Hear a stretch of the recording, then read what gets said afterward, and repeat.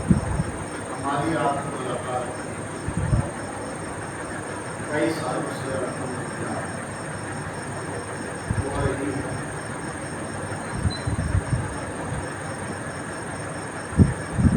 میرے مزاج سے آپ بالکل واقف ہو،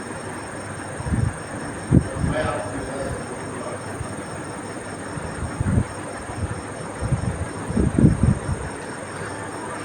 لہٰذا یہ ماہ اذا جو ہمارے درمیان آتا ہے،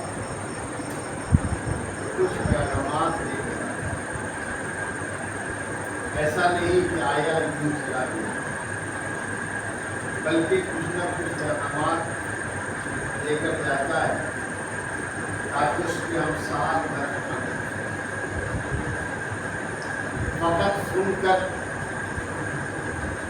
بلانے والی باتیں نہیں کی جاتی، بلکہ یہ آل محمد کا کرم ہے۔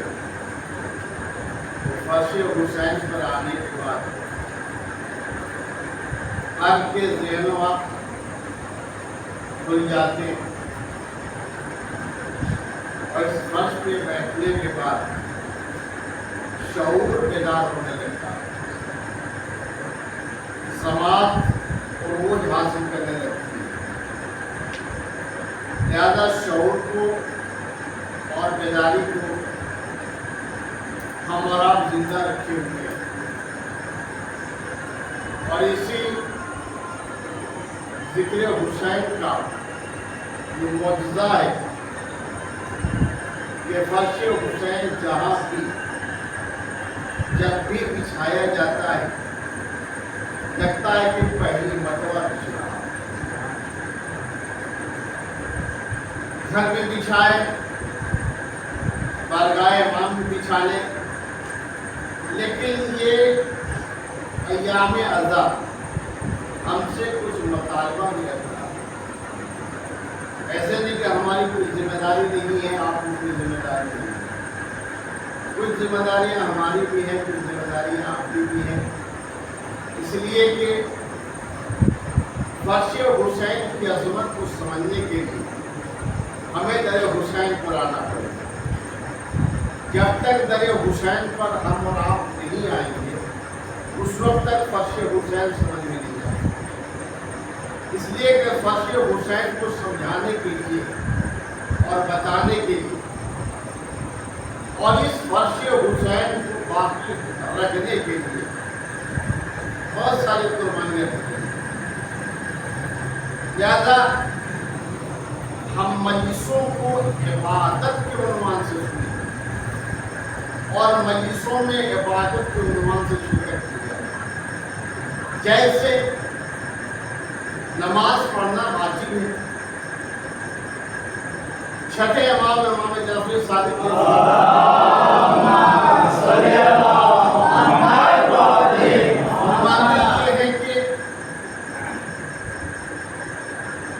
اول وقت نماز ادا کرو۔ شرط یہ ہے کہ اگر بجماعت نماز ہو رہی ہے تو جماعت سے نماز ادا کی جائے، اور جہاں جماعت سے نماز نہیں ہو رہی ہے تو امام فرماتے کہ اول وقت نماز ادا کرو۔ شیخ صدوق علیہ رحمہ اپنی کتاب مجالس صدوق تحریر فرماتے یہ ہیں کہ جیسے ہم اور آپ لوگ زندگی بسر کر رہے ہیں، ایک شخص تھا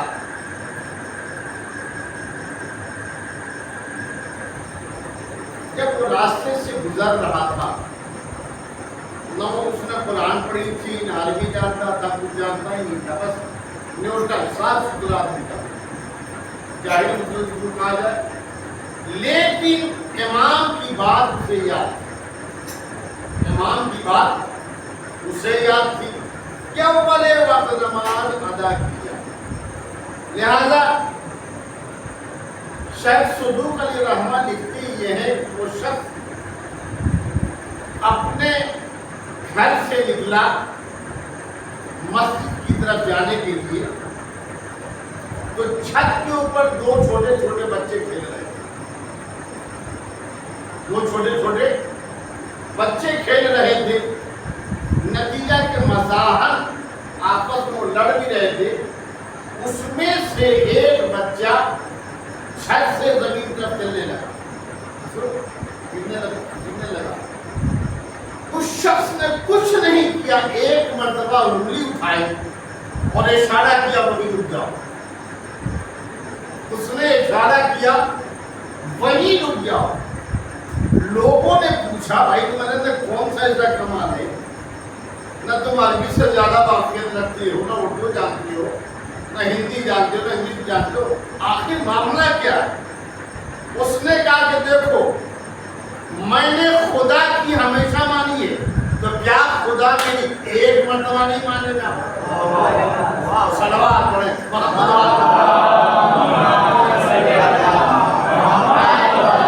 ہم نے ہمیشہ خدا کی مانی ہے، ہم نے ہمیشہ خدا کی مانی ہے، جب جب اس نے کہا ہے پر وقت ہم نے ادا کیا۔ اگر اس کی ہم مان رہے ہیں تو اگر عام شخص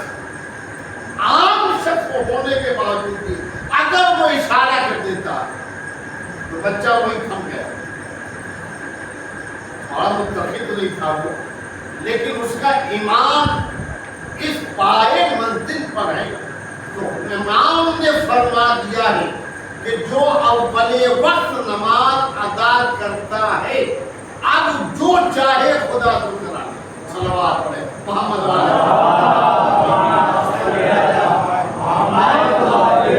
جو چاہے خدا سے، کیونکہ خدا کے وہ روز مان رہا، ایک مرتبہ خدا اس کی کیا نہیں مانے گا۔ شرط یہ ہے صلوات پر محمد والے محمد، شرط یہ ہے کہ ہمیں اول وقت نماز ادا کرنی چاہیے، جماعت ہوئی تو جماعت سے ہمیں ادا کرنی چاہیے۔ آٹھویں امام رضا فرماتے ہیں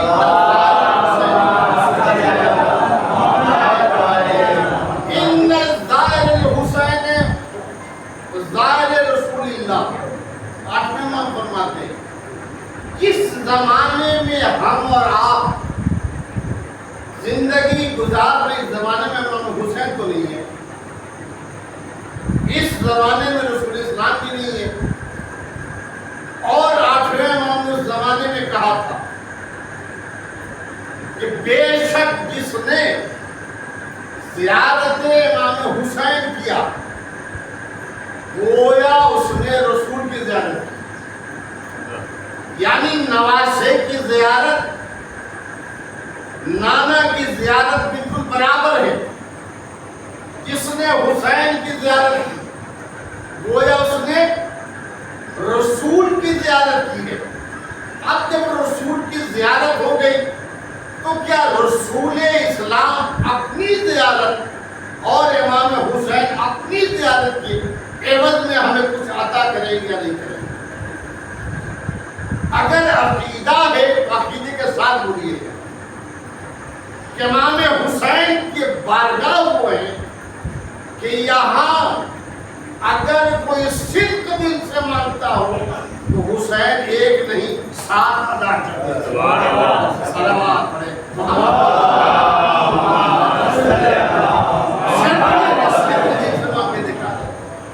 ایک نہیں 7 ادا کرتے ہیں، ایک نہیں مانا میں حسین مولا مجھے یہ دے دیجیے بڑھا دیتی ہے.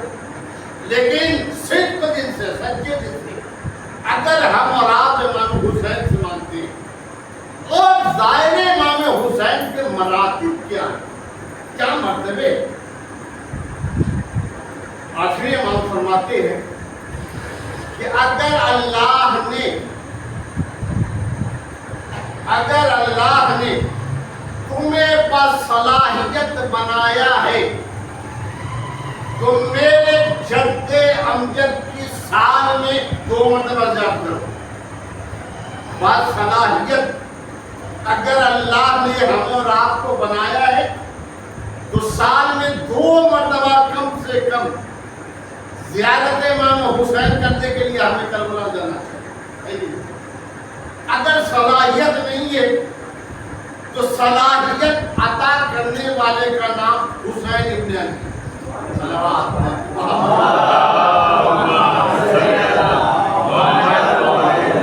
ارادہ ہم کریں گے, پہلے شرط یہ کہ ارادہ کو ہم کریں. مولا ہم آپ کی بارگاہ میں نہ جاتے, ہم آپ سے ملنا چاہتے ہیں, ہم آپ کی زیارت کرنا چاہتے ہیں, لہذا راہ ہموار کرنا ہی حسین کرنا. اور حسین اگر کسی کے لیے راہ ہموار کرتے, اس راہ ہموار کرنے میں فقط حسین شامل نہیں بلکہ ان کی ماں فاطمہ زہرا سلام اللہ, جب ان کی مرضی ہوتی ہے, جب یہ ہم سے راضی ہو جاتی ہے, تب راستے فراہم کر دیتی ہے کہ میرے نام کی آپ یاد کریں. اور ظاہر امام حسین کے مراتب کیا ہے, امام فرماتے یہ ہیں کہ جب انسان زیارت کے لیے قصد کرتا ہے, میں زیارت امام حسین کرنے کربلا جاؤں گا, جب یہ قصد کرتا ہے اور مکمل طور پر ارادہ کر لیتا ہے کہ مجھے زیارت امام حسین کرنے کے لیے کربلا جانا ہے, فوری طور پر خدا بند عالم 2 فرشتوں کو پیدا کرتا ہے, 2 فرشتوں کو پیدا کر دیتا ہے, اور پیدا کرنے کے بعد اس شخص کے گھر بھیجتا ہے جو ظاہر امام حسین ہونے کے لیے اپنے آپ کو آمادہ کرتا ہے. اب یہ دونوں فرشتے وہاں آ جاتے ہیں اور آنے کے بعد بارگاہ خدا بندی میں عرض کرتے ہیں, پروردگار عالم ہمیں کس لیے خلق کیا, ہمیں کیوں بنایا ہے. آواز آئی, میرے حسین کا ظاہر آمادہ ہو رہا, یہ تمہاری ذمہ داری ہے کہ اسے کوئی خراش نہ لے پائے. کیا مرتبہ ظاہر کا, اسے کوئی خراش نہ لے پائے. جس طرح یہ جانا چاہتا ہے تم دونوں اس کے ہمراہ رہو گے, یعنی اس کے گھر سے نکلو اور اس کے ساتھ ساتھ جب تک یہ وہاں تک پہنچ نہ جائے وہاں رہنا. اب یہ دونوں فرشتے لے کر اس شخص کو اپنے حصار میں نکل جاتے ہیں. جب انسان کربلا پہنچ جاتا ہے یہ دونوں فرشتے وہاں کرتے ہیں, پروردگار اب تو کام ختم ہو گیا, اب ہمیں واپس بلا لے. نہیں, کام ختم نہیں ہوا, ابھی اب ٹھہرے. جب تک ظاہر امام حسین زیارت کرتا رہتا ہے, یہ ان کی ذمہ داری یہ ہے کہ کوئی نے پریشانی نہ ہو, کوئی اذیت نہ ہو, کسی مصیبت میں گرفتار نہ ہو. یہ دونوں ہمراہ اس وقت تک رہتے ہیں. جب زیارت تمام ہو گئی تو پھر آواز دیا, اللہ ہمیں میرا کام تمام ہو گیا, ختم ہو گیا, آپ کو واپس بلا لینا چاہیے. آواز ہی نہیں, ان کے ساتھ ان کے بدن بھی واپس جاؤ, ان کے گھر بھی واپس جاؤ. جب یہ سب گھر آ جاتے ہیں تو پھر فرشتے حضرت پروردگار میں نے صحیح سالم ان کے گھر تک بلا دیا, اب تو بلا دیں. نہیں, ابھی بھی نہیں بلاؤں گا, بلکہ تمہاری ذمہ داری یہ ہے کہ ظاہر امام حسین کے ساتھ اب تم ہمہ وقت رہو. وہاں فقط انسان نے ایک مرتبہ زیارت کی, اتنا مرتبہ ہے، وہ دونوں فرشتے ہمہ وقت اس کے ساتھ زندگی بسر کرتے رہتے ہیں۔ اب جب تک انسان یہ زندہ رہتا ہے یہ دونوں فرشتے اس کے ساتھ ہمیشہ رہتے ہیں۔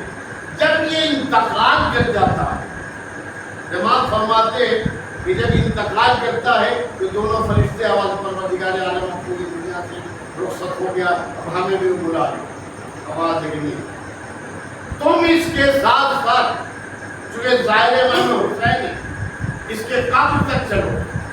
دونوں فرشتے وہاں تک جاتے ہیں اور جانے کے بعد جب انسان قبر کر دیا جاتا ہے تو پھر آواز اللہ آپ کو بلا لے، آواز آتی نہیں۔ اب تمہاری ذمہ داری یہ ہے کہ زائر کی طرف سے تم ان دونوں اس کے قبر پر بیٹھ کر مغفرت کی دعا کرو تاکہ میں قبول کرتا رہے۔ صلوات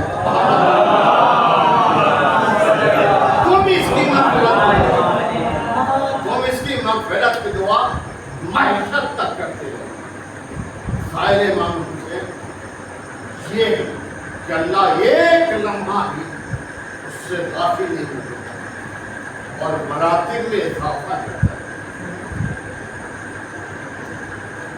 ہم بھی ہیں، آپ بھی دعا کریں، فرضی عذاب بتایا گیا ہے کہ اگر اب تک آپ نہیں جا سکے اس سال مسمہ میں ارادہ کریں اور بارگاہ خدا بندی میں دعا کریں، مولا سے التجا کیا جائے۔ مولا ہر سال نہیں آ سکتے، کم سے کم زندگی میں ایک مرتبہ آپ مجھے اپنے بارگاہ میں بلا لیے تاکہ میں زیارت کر لوں، اور فقط زیارت نہ کر لوں بلکہ یہ دیکھ لوں کہ جنت کا نمونہ ہوتا کیسا ہے۔ صلوات پڑھے محمد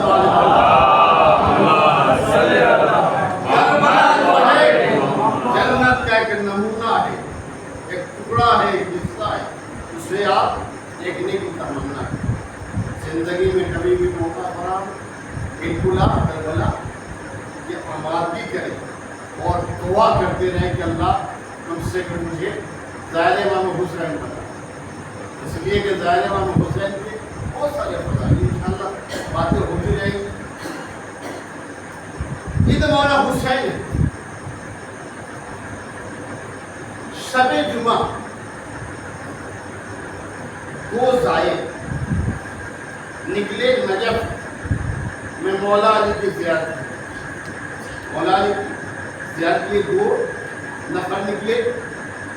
نتیجہ یہ ہوا کہ 10 محب تھے، دوست احباب سے کہا جاتا ہے، تو 10 لوگوں کا کام یہ تھا ساتھ اٹھنا، ساتھ بیٹھنا، کھانا پینا، رہنا سہنا۔ ان 10 لوگوں میں سبوں نے مشورہ یہ کیا تھا کہ ایسا ہے کہ ہم روز رہزنی کریں گے، ڈکیتی کریں گے، چوری کریں گے، کسی کو لوٹ لیں گے، مال اسباب چھین لیں گے، اور جو مال اسباب آئے گا اسے فروخت کر دیا جائے گا اور اس سے کھانے پینے کا اہتمام کیا جائے گا۔ اب ہر نفر کے اوپر یہ آیت قانون لوگوں نے بنا دیا کہ بھئی آج کی شب تم لوٹو گے، کل کی شب وہ لوٹیں گے، پرسوں کی شب وہ لوٹیں گے۔ لہٰذا تاریخ نے تحریر یہ کیا کہ 2 زائر نجف اشرف کے نکل لگے۔ نتیجہ یہ ہوا کہ جس شخص کی باری تھی وہ شب جمعہ، وہ اپنے گھر میں اطمینان سے سو رہا تھا، وہ اس کی بیوی نے جا کے شانہ ہلایا بھی ایسا اٹھو، کل کھلانے کی باری تمہاری ہے، لہذا اگر گھر میں سوئے رہتے تو پھر ان 9 لوگوں کے کھانے کا اہتمام کون کرے؟ لہذا اس نے جگایا، اس نے چادر پھینکی اور پھینکنے کے بعد راستے میں آ کے سناٹے میں آ کے جگہ چھوٹ گیا، وہ چھپا رہا۔ سناٹا کی شب کی تاریخیں، نتیجہ یہ کہ کیا دیکھا کہ 2 عورتیں چلی آ رہی ہیں۔ ظاہرہ جو ہے نجف کا ارادہ کر کے شب جمعہ میں یہ نکلی ہے کہ میں مولا علی کی زیارت کے لیے جا رہی ہوں۔ اب یہ چھپا ہوا ہے، انتظار کر رہا ہے، اسے محسوس ہوا کہ کوئی آ رہا ہے۔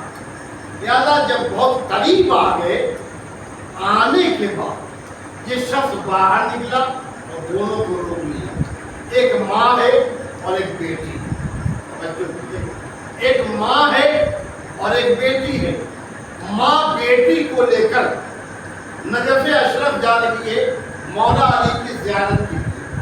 اب جیسے ہی وہ دونوں سامنے آئے، یہ باہر نکل کے سامنے کھڑا ہو گیا، بھائی یہ سارے اسباب جو چیزیں ہیں اسے میرے حوالے کر دیں۔ ماں ضعیف تھی، لہٰذا اس نے بیٹی کے گلے سے جو بھی زیورات ہو رہے تھے اتارنے کے بعد اس کے حوالے کر دیا۔ فقط حوالے کرنا تھا۔ اب اس کے دماغ میں وسواس الخناس الذی، اس کے دل میں شیطان نے وسوسہ پیدا کر دیا، تم کیا کر رہے ہو؟ فقط زیورات لوٹ کے کیا کرو گے؟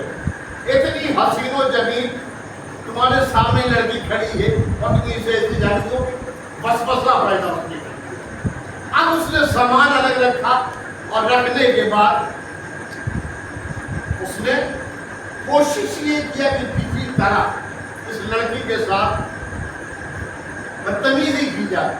نتیجہ یہ ہوا کہ اس نے لڑکی کو دھکا دیا، زور سے زمین پہ گرا دیا۔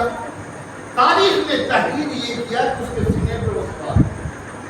اب ماں ایک طرف رو رہی ہے، ہاتھ جوڑ رہی ہے کہ ہم علی کے زیارت کے لیے جا رہے ہیں اور کل میری بیٹی کی شادی ہے، ایسا کچھ نہ کرو کہ سماج میں نام خراب ہو۔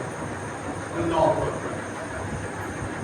جیسے ہی زمین پہ لڑکی کو گرایا، آگے تحریر یہ فرماتے ہیں کہ زمین پہ گرنے کے بعد اس نے 3 مرتبہ یا علی یا علی مدد، یا علی مدد۔ جیسے اس نے علی کو مدد کے لیے بلایا، کیا دیکھا کہ گھوڑے پہ سوار ہو کر سفید لباس میں ایک شخص سامنے کے کھڑا ہو گیا۔ سامنے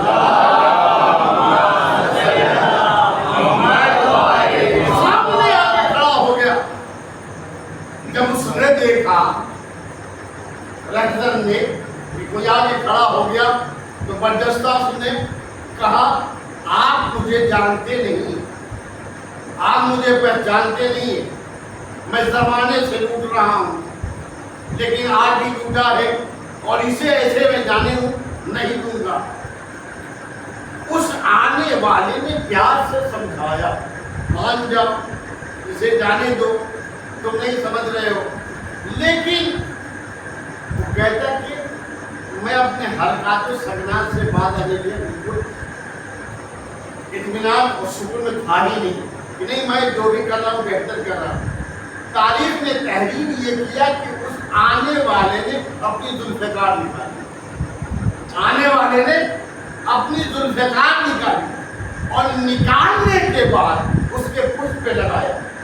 اب جب پشت پہ لگانا تھا، ایک چوتھے امام کا ظاہر ہے، وہ کہتا یہ ہے کہ میں چوتھے امام کی زیارت کے لیے مدینے میں جا رہا تھا، تو میں نے کیا دیکھا کہ یہ شخص غسل کرنے کے لیے اپنے آپ کو آمادہ کر رہا ہے، تو اس نے آواز دیا کہ ذرا میری مدد کر دو۔ تب یہ کہتا ہے کہ میں اس کی مدد کے لیے پہنچا، دیکھا اس کے خود پہ ایک زخم ہے۔ اب جب زخم دیکھا تو میں نے اس سے سوال کیا یہ بتاؤ کہ یہ زخم کیسا ہے؟ اس نے کہا چھوڑی ساری باتیں، مجھے غسل کرا دو تاکہ میں نماز پڑھنے جاؤں، جو بھی کرنا ہے مجھے کرنے دو، اس کی بحث نہ کرو۔ اس نے کہا اس وقت تک میں تمہیں غسل نہیں کرا پاؤں گا جب تک تم بتاؤ گے نہیں۔ اس نے وعدہ کیا ٹھیک ہے میں غسل کر لیتا ہوں اور طہارت ہو جاتا ہوں، پھر میں تمہیں تفصیل سے قصہ بتاؤں گا کہ ہوا کیا۔ اب وہ کہتا یہ ہے کہ جب اس نے ذوالفقار میری پشت پہ مارا، آج بھی اس کا زخم تر و تازہ ہے۔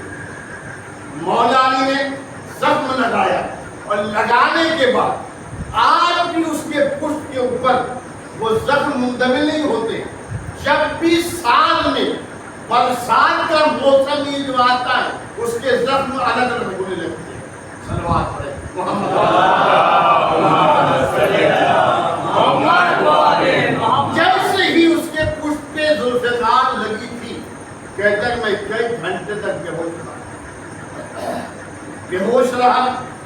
اس ماں بیٹی نے ہاتھ جوڑے، کہا آپ کا شکریہ کہ آپ نے میری مدد کی ہے، لیکن ہم دونوں نجف جانا چاہتے ہیں۔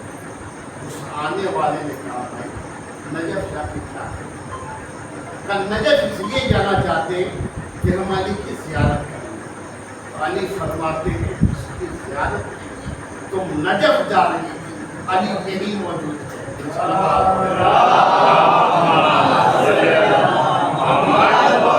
نجف جا رہی تھی زیارت کرنے کے لیے، تم نے صرف دل سے علی کو بلایا، علی تمہارے سامنے موجود ہے، لہٰذا تم اپنے گھر یہ ہے۔ اگر ہم اور آپ صرف دل سے ماں یقیناً ماں اپنی زیارت کر سکتے، دنیا میں اس نے آواز دیا اور مولا مدد کرنے کی، لیکن کربلا میں بھی ایسی کربلا میں بھی ایک بچی ایسی تھی، جب حسین کے سر و تن میں جدائی ہو رہی تھی، ایک ہی جملہ کہتی تھی یا علی مدد، یا علی مدد، یا علی مدد۔ تاریخ نے تحقیق کیا ہے جناب مولائے کائنات آئے، جب آئے ہیں کربلا میں تو جناب سکینہ نے دادا علی کو دیکھا اور دیکھ کے جملہ دادا علی اب آئے ہو، جب میرا بابا مارا گیا، دادا علی اب آئے ہو جب میرا اکبر مارا گیا، دادا علی اب آئے ہو جب میرا بھائی اصغر مارا گیا، دادا علی اب آئے ہو جب محمد مارے گئے۔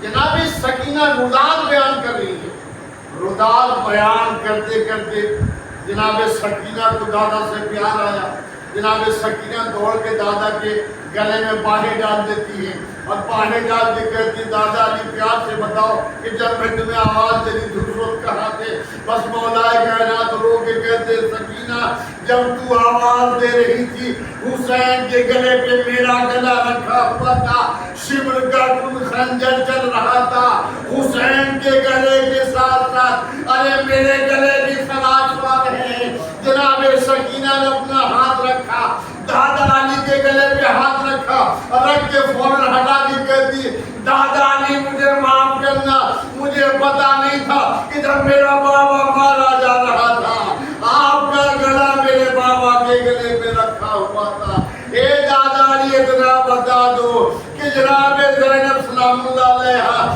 جو میرے ساتھ کیا آئی ہوئی ہے، ارے ان کے ساتھ کیا ہونے والا ہے؟ بس مولا کائنات رو کے کہتے سکینہ ارے شام غریب آنے دے، اس کے بعد تمہیں اندازہ ہو جائے گا کہ زینب کے ہاتھوں میں رسیاں باندھی جائے گی۔